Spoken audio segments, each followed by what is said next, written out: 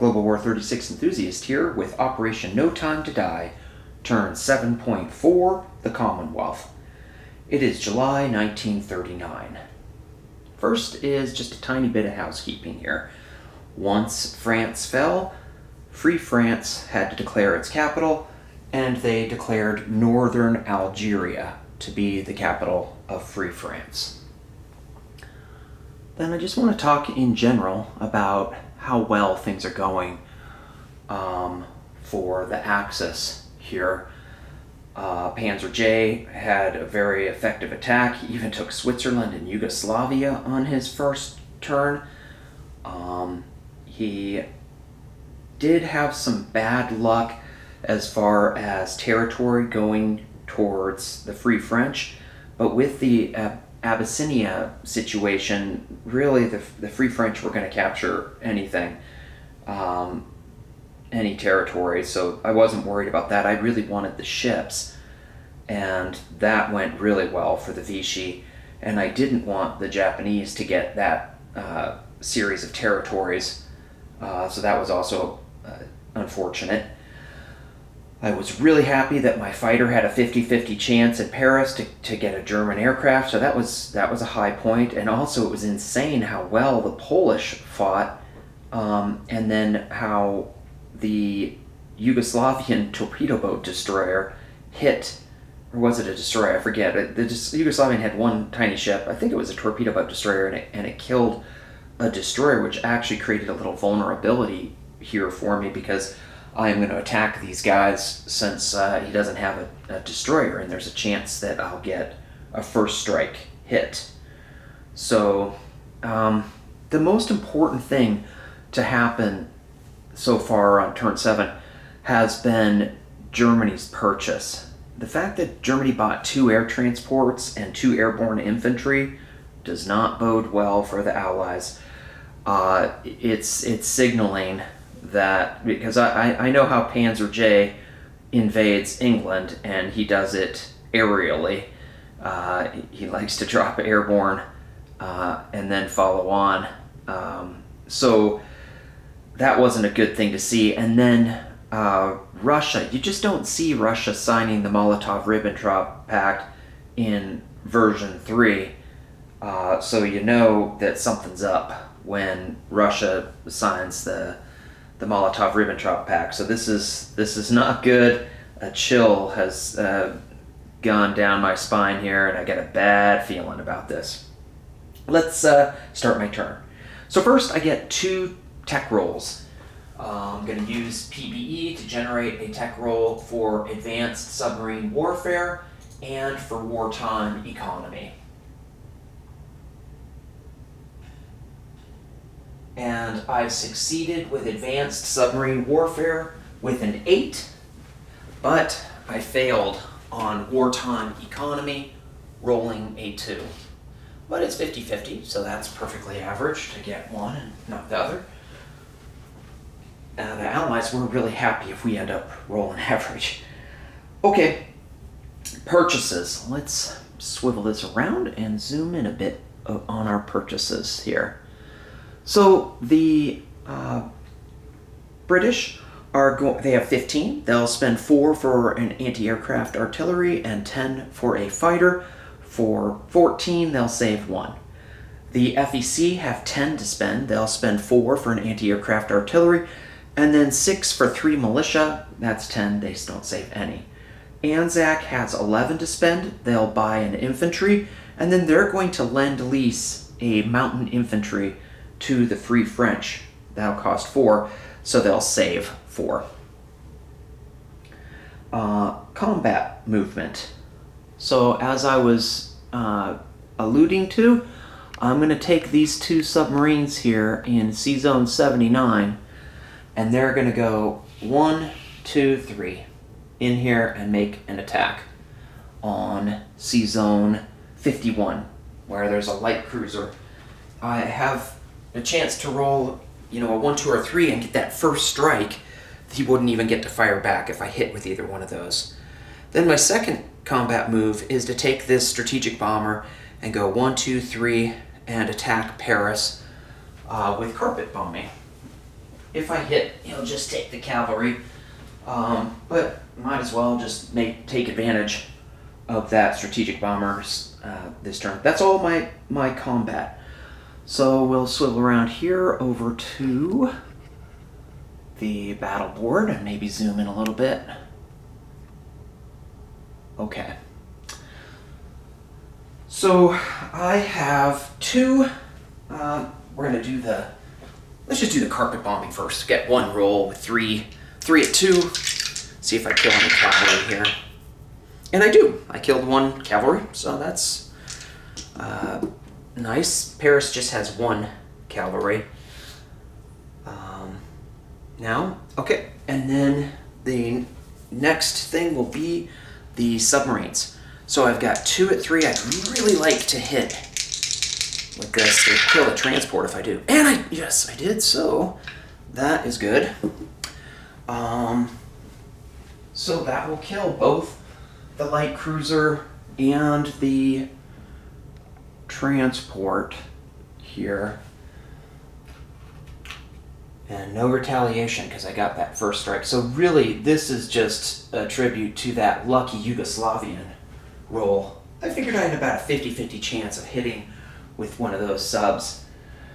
And if I missed, then the next round it wouldn't have been first strike. That's why I was so happy to get that first, or get it in the first round. All right, now we are on to non-combat movement. So let's go over here. We've got this submarine in 98. It's going to move one space over to the Caroline Islands to Sea Zone 99. And then I'm going to come over here to Burma.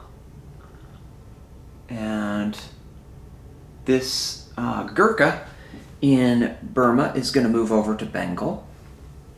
And then here in Maharashtra, is that on camera? Yep. 1 infantry will move to southern India.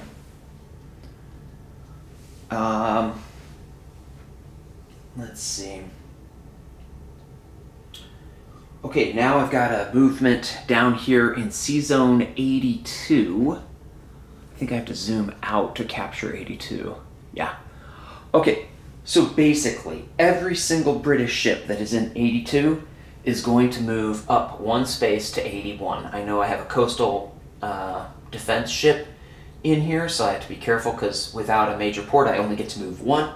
But I will, for my opponents, I'm going to review what is moving up there. It's 2 battleships, 1 battle cruiser, 2 heavy cruisers, 1 coastal defense ship, 1 light cruiser, 2 destroyers, 1 torpedo boat destroyer, and 1 naval transport. They all moved up from 82 to 81. Then over here in Sea Zone 79, swivel over a little bit. In Sea Zone 79, I'm going to have these 3 units, which is a light carrier with a tactical bomber and a light cruiser, will join this fleet over here in Sea Zone 81. Then I'm going to have this group right up here. And that is on camera. Yep. Okay, that consists of a light carrier with a tactical bomber. Wait. I'm sorry. I am talking about a different group. I'm talking about the units right here. A light carrier with a tactical bomber, 2 British destroyers, 1 Anzac destroyer, and 1 torpedo boat destroyer. They're at a major port here in Gibraltar. They're going to go south. 1, 2, 3. They're going to go 105, 108 to 110. I know that that's not on camera. Well, maybe it is. Yeah, I think that is here. Right here. So they're moving down to Sea Zone 110. Then we'll go back up to the Gibraltar group. Now that's what I was talking about here. This is a light carrier with 1 fighter, 2 heavy cruisers, 2 light cruisers, and 3 destroyers. They all move from Sea Zone 79, and they can all move 4, and they're going to go to Sea Zone 25, which is the English Channel. That whole group is there in the English Channel.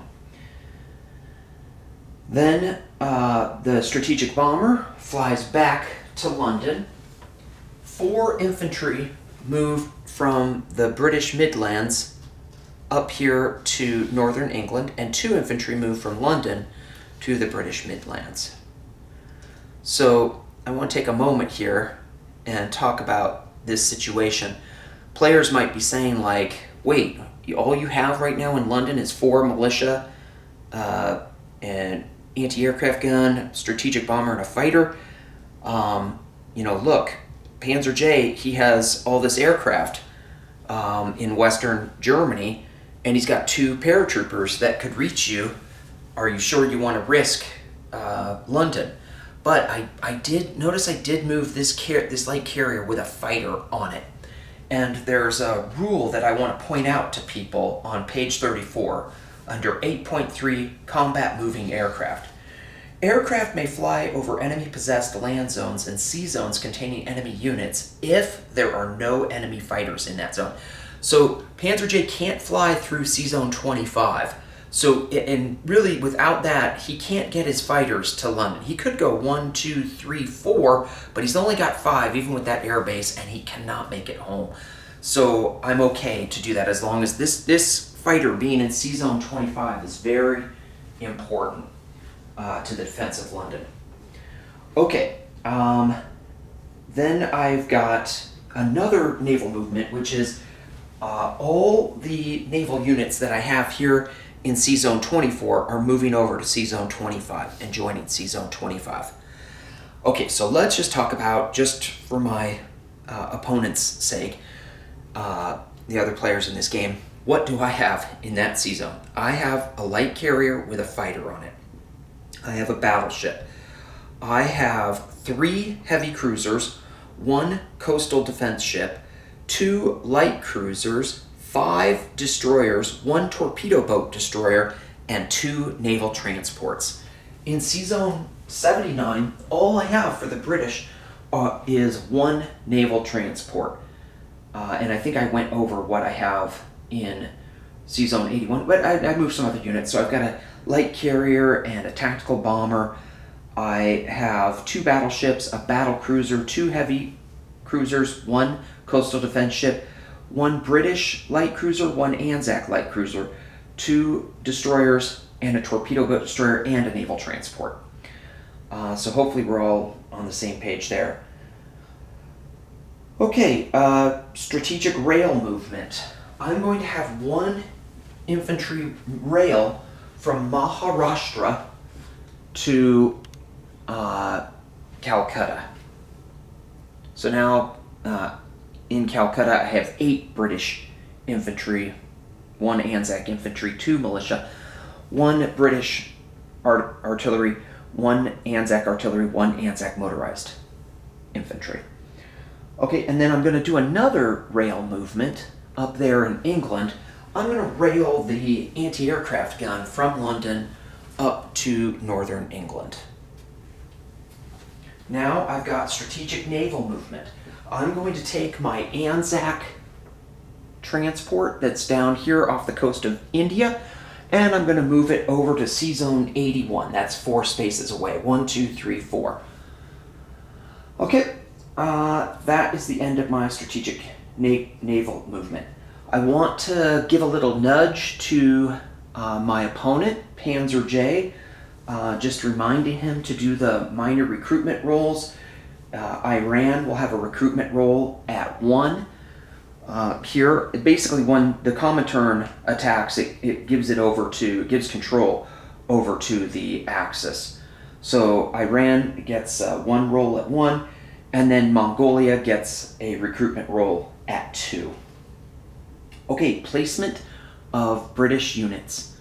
So I have an anti-aircraft artillery, which I'm going to put in northern England, and then a fighter, which I'm going to put in London.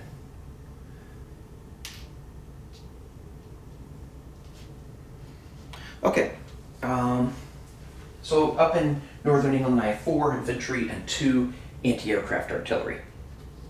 Placement of FEC units.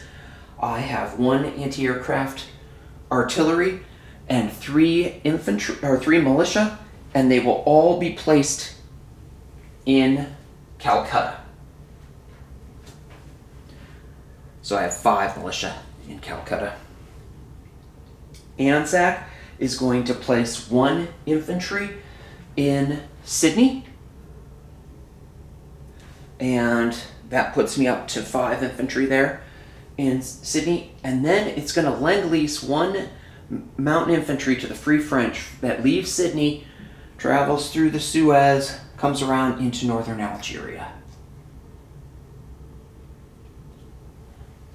Okay, now Great Britain collects 27, plus, because they had 28, but they lost eastern Poland, plus they get 3 for Suez, so that puts them up to 30, and they had saved 1, so Great Britain has 31.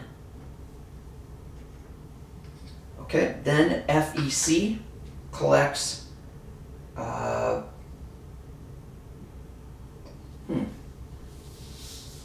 sorry about that, I think I've lost my place.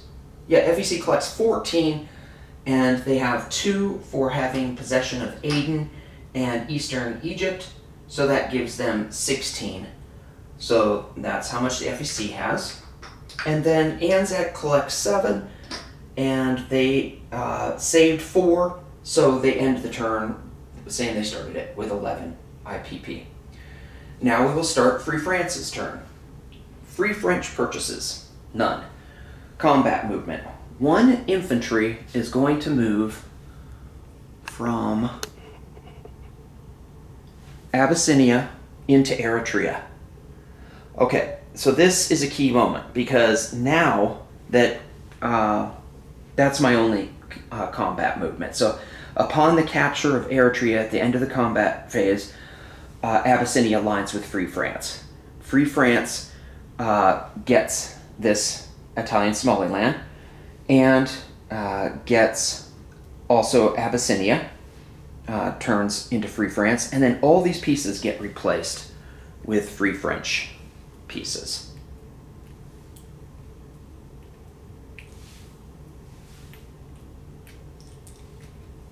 Whoops.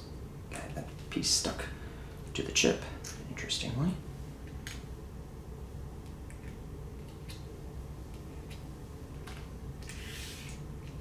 Okay. Let me go adjust the board so that Free France now has 5, because they got that Italian Somaliland is what knocks them up to 5. Okay. Non-combat movement. 1 French sub is going to leave C-Zone 82 and go 1, 2, 3 to C-Zone 79. Okay, and then 1 cavalry and 1 infantry will leave Abyssinia and move into the Sudan. Now that they're Free French, they can leave. Before, when they were Abyssinian, they could not leave. So people might be wondering, hey, why didn't you take your cavalry and go 1, 2? I couldn't, because I was still Abyssinian, and then I had to wait till the combat phase to capture Eritrea, so there was no way for me to make that happen. Okay, 3 fighters will fly from Abyssinia to Malta. So those 3 fighters there in Malta. And then 1 air transport will pick up the last remaining infantry and fly 1, 2, 3, 4, 5 and land here in northern Algeria. So northern Algeria has a mountain infantry and regular infantry and air transport. Trying to beef up my capital. Strategic rail movement, none. Strategic naval movement, none. Placement of French units, none. Free France collects 5. This is Global War 36 enthusiast. Now turning this over to Panzer J, and 7.6 Italy.